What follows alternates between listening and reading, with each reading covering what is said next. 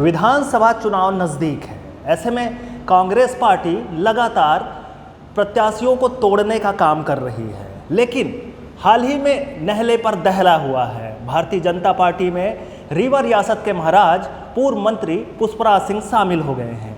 ऐसे में विंध्य क्षेत्र की राजनीति एक बार बदल गई है। नमस्कार, आप देख रहे हैं एमपी तक और मैं हूं विजय कुमार।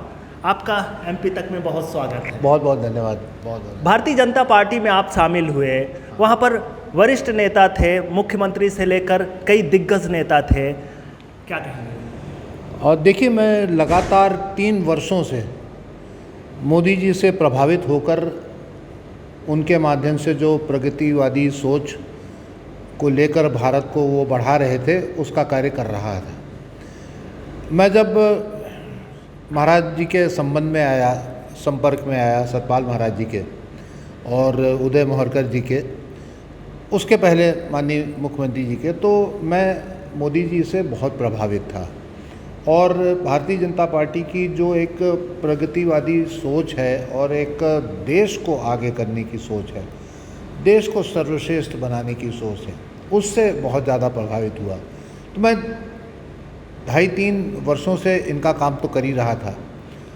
कोरोना के अंदर हम लोगों ने पहला एक काम करना शुरू करा, जिसमें माननीय उदय मोहरकर जी, माननीय सतपाल महाराज जी और हमने एक ईमेल दिया, और जिसके फलस्वरूप लगभग 35,000 वेंटिलेटर्स भारत सरकार ने परचेज़ किए और पूरे भारत में हॉस्पिटल्स में दिए गए। उसके बाद हम लोग लगातार इसके बारे में बात करते रहे और जो बात करते थे उसका कहीं ना कहीं पॉजिटिव परिणाम आता था। और उसके अलावा फिर मैंने ये निवेदन करा कि रीवा को एक केंद्र बनाया जाए, जहाँ सारे जो पेशेंट्स आते हैं वो यहाँ आके ट्रेन्स हॉल्ट करें और रुकें और यहाँ से लोग अपना जा सकें, क्योंकि सारी की सारी जगहों पे हमारा यहाँ का रास्ता खुल चुका है, बहुत अच्छी सड़कें जो अब बन गई हैं। तो ये सारी चीज़ें फिर जिस तरीके से माननीय मुख्यमंत्री जी प्रदेश को चला रहे थे, जिस प्रकार से योजनाएं वो ला रहे हैं, जिस प्रकार से उनके अंदर एक जज्बा था, तो वो जज्बे से प्रभावित होके मैंने माननीय राजेंद्र शुक्ला जी से कहा कि ये होना चाहिए, और उनका भी ये मत था कि ये हो जाना चाहिए और हम लोग साथ में काम करें। तो एक बहुत सही समय का एक जो चुनाव होता है, तो कहा जाता है संस्कृत में कि स्थान प्रधानम न बल प्रधानम, स्थान की प्रधानता होती है। तो वो स्थान उन्होंने जो चुना, वो स्थान ऐसा चुना कि कोर कमेटी में सारे के सारे लोग उपस्थित थे जहां ये ज्वाइनिंग हुई। आपको कांग्रेस ने काफ़ी सम्मान दिया था, रीवा से आप 3 बार विधायक रहे, मंत्री भी बने, बावजूद इसके ऐसा क्या हुआ कि भारतीय जनता पार्टी में जाना पड़ा? पहली बात तो सम्मान मुझे केवल राजीव गांधी ने तब दिया था जब मेरी लोकसभा की टिकट कटी और मुझे उन्होंने विधानसभा की टिकट दी, बिना शर्त, बिना प्रदेश कांग्रेस कमेटी में नाम डाले हुए, सीधे उनकी कलम से मेरा नाम ओके हुआ। इस बात के अब एक सबसे बड़ा गवाह हैं, वो ज़िंदा नहीं हैं, वो उनका इंतकाल हो गया है, उनकी डेथ हो गई है, ऑस्कर फर्नांडिस, और दूसरे गवाह हैं हमारे बहुत वरिष्ठ और आदरणीय स्वर्गीय माधवराव सिंधिया जी। लेकिन वो बीती बातें, उसके बाद तो एक बार मुझे सिंबल ही नहीं मिला। मैं रीवा के लोगों की कृपा से 3 बार जीता हूँ। जो भी कुछ मैंने पाया है वो यहाँ के लोगों की कृपा से पाया है, और मैं अंतिम सांस तक उनका आभारी रहूँगा हूँ।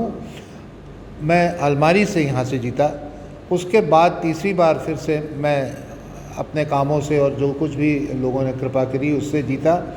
और उसके बाद तो इतना सम्मान दिया कि मुझे 4 शीर्षस्थ नेता यहाँ आए, घर से पकड़ के ले गए, बुला के ले गए, राहुल गांधी जी से मिलाया, वहाँ चिल्ला के सबने कहा कि ये एकमात्र कैंडिडेट हैं जो लड़ सकते हैं, जो जीत सकते हैं, बहुत सारी चीज़ें। मैंने कुछ नहीं कहा, मैंने केवल उनको कहा कि आप मेरी बात सुन लें कि मेरे साथ क्या हुआ, और मैं आपके पिताजी के साथ में, आपके स्वर्गीय पिताजी के साथ में क्यों था, कैसे था, और वो उनको पूरी बात मैंने सुना दी।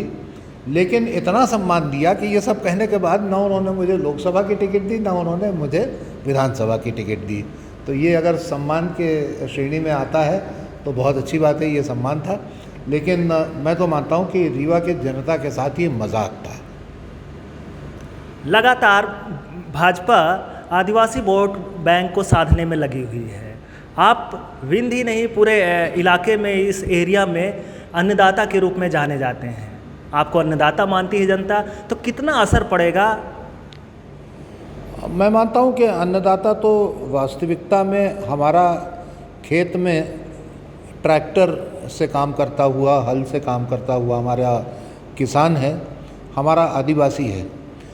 देखिए, अगर जिस तरफ आप इशारा कर रहे हैं, तो मैं एक आपको बहुत खूबसूरत मेरे परिवार की बात बताऊं कि रीवा का जो बघेल वंश जब बांधवगढ़ आया गहोरा से, तो किसी युद्ध के माध्यम से बांधवगढ़ हमने नहीं जीता, किसी यहाँ के आदिवासी का कत्ल करके हमने यहाँ पर शासन नहीं किया। बांधवगढ़ से रीवा भी हम आए तो किसी को भगा के हमने यहाँ पर शासन नहीं किया। हमने यहाँ प्यार और मोहब्बत, विश्वास और धर्म के साथ जुड़कर यहाँ का शासन करा, हमारी पीढ़ियों ने शासन करा, और मुझे उसका बड़ा गर्व है।